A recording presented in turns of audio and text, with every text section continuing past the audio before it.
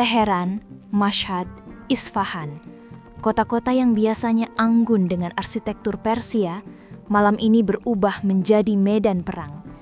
Asap hitam membumbung tinggi, suara tembakan menggantikan suara azan, dan darah rakyat kembali tumpah di aspal. Mengutip laporan MSN dan Detik, dalam 8 hari terakhir, Iran diguncang demo paling mematikan dalam 1 dekade. Angkanya mengerikan, 20 orang tewas, lebih dari 1.000 orang ditangkap, dan angka ini terus bertambah setiap jamnya. Apa pemicunya?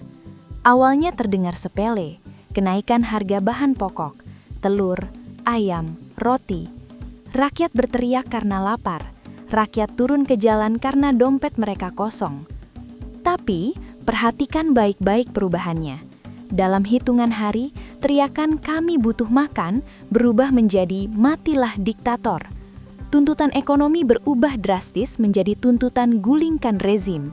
Dan yang lebih mengejutkan, di tengah kekacauan itu, otoritas keamanan Iran mengklaim menemukan tamu tak diundang. Garuda TV melaporkan penangkapan agen Mossad dan CIA yang menyusup di antara barisan demonstran. Apakah ini murni kemarahan perut rakyat, atau ada tangan-tangan asing yang sedang menyiramkan bensin ke dalam api, memanfaatkan kelaparan rakyat untuk agenda geopolitik mereka? Hari ini, kita akan membedah anatomi kerusuhan Iran. Kita akan memisahkan mana suara rakyat yang jujur dan mana bisikan agen asing yang berbahaya. Selamat datang di Istabi. Sebelum kita masuk ke teori konspirasi atau intelijen, kita harus jujur melihat fakta di lapangan. Rakyat Iran memang sedang menderita, sangat menderita. Mengutip analisis mendalam dari DW Indonesia dan BBC, ekonomi Iran sedang berada di titik nadir. Sanksi ekonomi bertahun-tahun dari Barat telah mencekik leher negara ini. Inflasi meroket hingga 40%. Mata uang rial hancur lebur nilainya di hadapan dolar. Bayangkan, bapak-bapak di sana bekerja sebulan penuh, tapi gajinya hanya cukup untuk makan seminggu. Pengangguran di kalangan anak muda mencapai angka yang tidak masuk akal.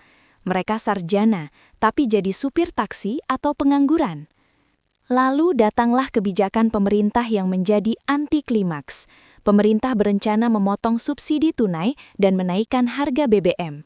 Di saat yang sama, bocoran anggaran negara menunjukkan dana besar-besaran justru dialirkan ke lembaga keagamaan dan militer.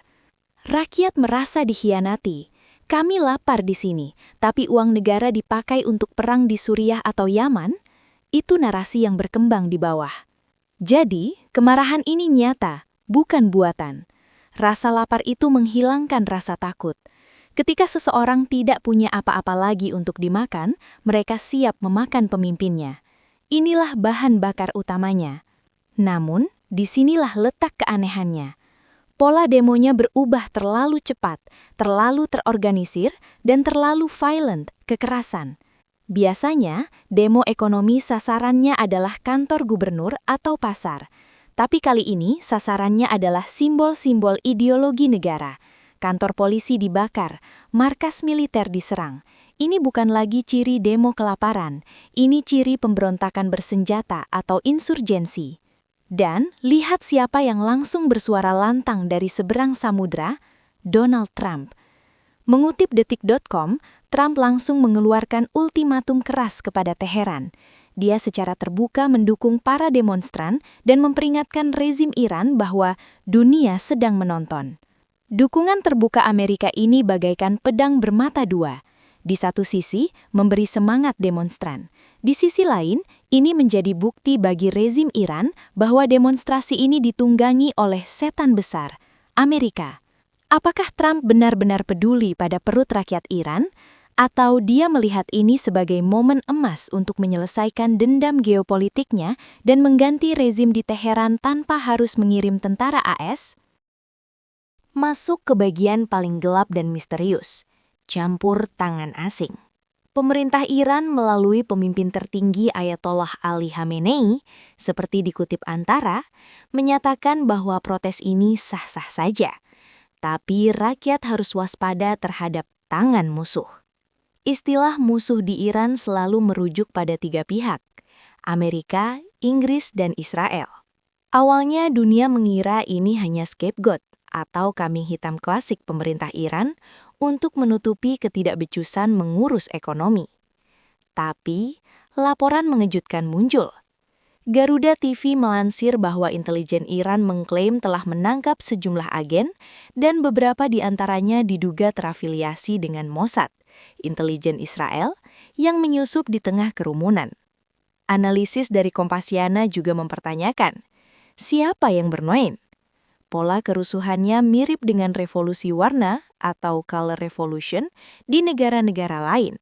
Ada suplai logistik misterius, ada penggunaan media sosial yang terkoordinasi dari server luar negeri untuk menggerakkan massa, dan ada pasokan senjata selundupan yang tiba-tiba muncul di tangan demonstran.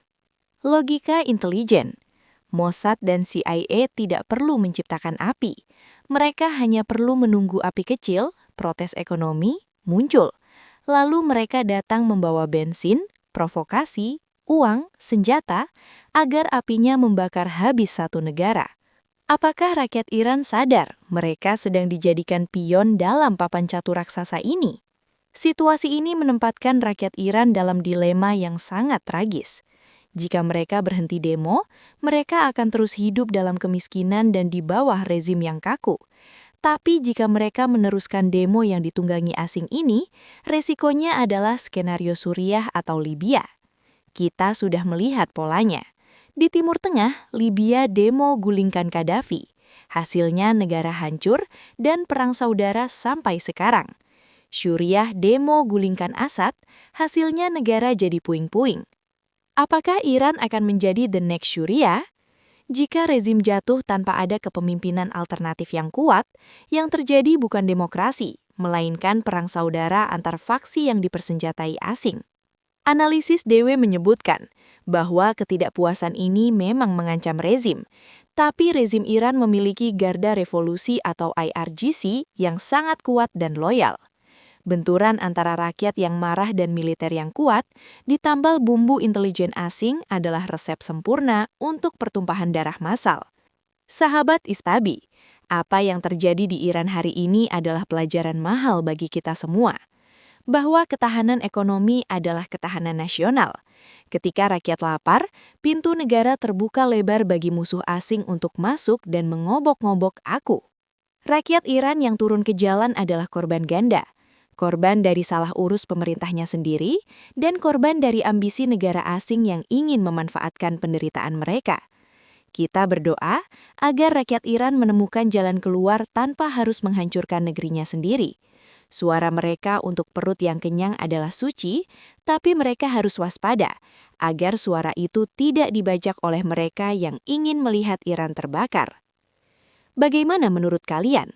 Apakah demo ini murni 100% rakyat, atau kalian percaya ada operasi intelijen besar di baliknya? Tuliskan analisis tajam kalian di kolom komentar. Jangan lupa like, share, dan subscribe. Saya Istabi, salam waspada.